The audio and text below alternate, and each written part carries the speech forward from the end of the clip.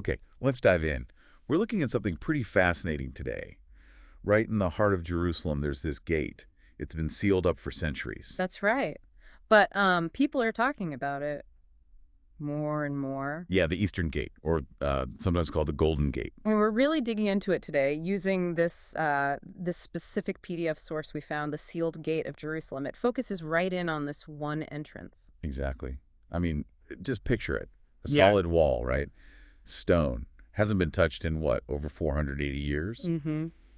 But this document, it suggests something might be happening, like stirring there. Yeah, the silence might actually be breaking. And the suggestion is that prophecy itself could be, well, waking up. Which leads to this huge question the source brings up. Is it just old stones, or is it something more? Could it be like a divine countdown clock pointing to something really significant? Maybe even, as the text suggests, the return of the king. And these reports of activity around it? Mm-hmm. Could they be a sign that, the world's about to witness something massive? It definitely frames it dramatically. The source points out, empires tried to block it, sure, skeptics will dismiss it. Right.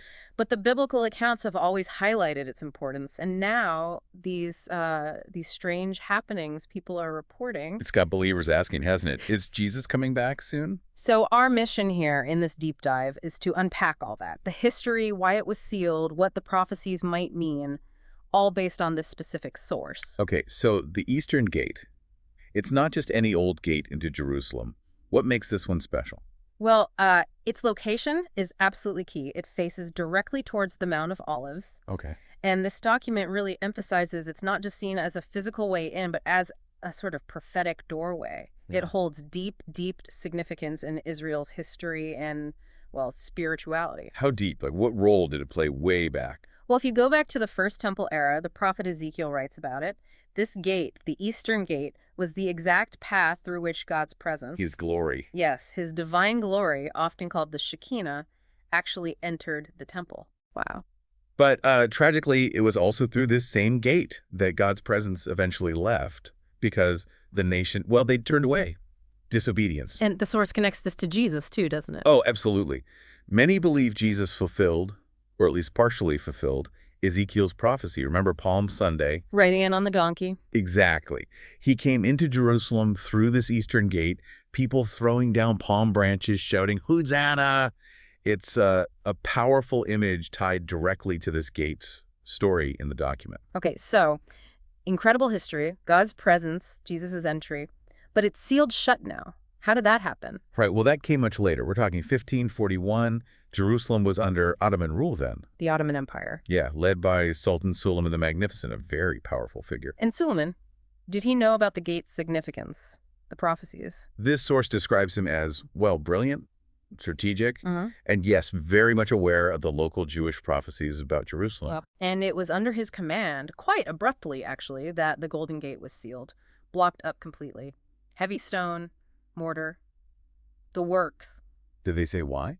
Officially? Not really, no official reason that's widely accepted, but the strong belief held by many scholars and religious thinkers cited in this PDF is that Suleiman was afraid. Afraid. Of what? Of that ancient Jewish prophecy, the one saying the Messiah would return, would enter Jerusalem through that eastern gate. So he sealed it to try and, stop prophecy? Pretty much, to physically prevent it from happening. But he did something else too, something quite strategic. Oh, what was that? The document highlights this. He had a Muslim cemetery built directly in front of the sealed gate. A cemetery? Why there? What's the significance of that? Well, this is where it gets really interesting, adding a sort of spiritual barrier. According to Jewish law, a Cohen that's a priest can't walk through a cemetery. Right, because they become ritually impure. Exactly. And since the Messiah is expected to be from a priestly or royal line, The cemetery was meant to block him not just physically, but according to religious law too. precisely, a double barrier, you could say, stone and spirit. Wow. That's quite a move, a calculated attempt to stop a divine event. Right. Which, of course, brings us back to that question the source raises. Can human efforts, stones, cemeteries, really derail God's plan, his timetable? And that question feels even more pointed now, with these reports of, strange things happening today at the gate. This document talks about that. Recent happening. Yes, unusual things people have reportedly started noticing there. in, recent years. Who's noticing that? Is it like archaeologists or No. just tourists? No, the source says it's mainly people who are there regularly praying near the gate. Okay. So people on the Jewish side near the Temple Mount, or those walking the path from the Mount of Olives, people who know the area well. But these aren't confirmed findings, not yet official. It stresses that, yes, these aren't like peer-reviewed archaeological reports yet. They're more like shared experiences, stories being passed around, especially among those watching for, end-time signs. Interesting. So what exactly are they saying they're seeing or feeling? Well, there are a few specific things mentioned. Some report seeing new cracks appearing between the huge stones. Cracks after all this time. Yeah, and others describe the stones, the really tightly packed ones, seeming to have shifted just slightly. Shifted? How? It's described as if the gate is almost stretching or like adjusting itself, preparing for something. That's the language used. Stretching. That sounds a little subtle, but weird. Very subtle, yes. Not like big movements, tiny, delicate changes, but things people feel are not normal for that structure. And there's more. Something of vibrations, sounds. Yes, some people report feeling a faint vibration in the ground right there. Like from traffic Oh. or construction. No, they say it's different, not that. More like a deep pulse. A pulse in the earth is how the source puts it, right near the gate. A pulse. Wow. And others claim they've seen small amounts of dust trickling down from between the stones. Dust? Yeah, almost as if, something behind the wall is pushing gently. Okay, that's eerie. And sounds? Did you say sounds? Some have mentioned hearing muffled sounds, soft thuds, maybe low groans, coming from within the stone, like the old doors or, trying to breathe. Trying to breathe. Goodness. So these aren't like big public events. How does the source describe these reports? It calls them quiet whispers, really, reverent whispers, often coming from people who are already praying, standing there with real sincerity, expecting something, feeling connected to the idea of the Lord returning. Yeah. It presents it as this feeling of being near a profound, possibly divine mystery that's starting to stir. Gives you chills just hearing about it. Yeah. So, okay, let's think about this. If these reports, even the subtle ones, are actually happening, what could it possibly mean? Well, the source is careful to acknowledge the obvious, right? Physically speaking, cracks, shifting, dust, that could just be age. Sure. Natural wear and tear, weathering, maybe minor tremors we don't feel. Exactly. You could dismiss it pretty easily on that level. But there's always a but. But the source asks that big question. What if it's not just natural? What if these tiny, almost unnoticeable changes are the very first signs? The physical hints of something deeply spiritual breaking through into our world. That sounds like it ties into a biblical idea mentioned in the text. It does, yeah. The principle that often what happens in the spiritual realm, sort of, precedes what we see in the natural world. It references Hebrews 11.3. Which says? By faith, we understand that the universe was formed at God's command, so that what is seen was not made out of what was visible. So the unseen realm isn't just there. It's active, it's foundational. That's the idea. Sometimes the real underlying action starts where we can't see it, but maybe some people are sensing it. And this document suggests the gate might not, dramatically explode open one day. Maybe it starts the way God often seems to work. Quietly, gently. Quietly, gently, but powerfully. In his own time, for his own purpose. So the interpretation being offered here is that if the eastern gate is stirring, it could be the physical beginning, the first visible ripple of a profound spiritual reality that the king is coming back. And even the stones themselves are starting to react, to prepare.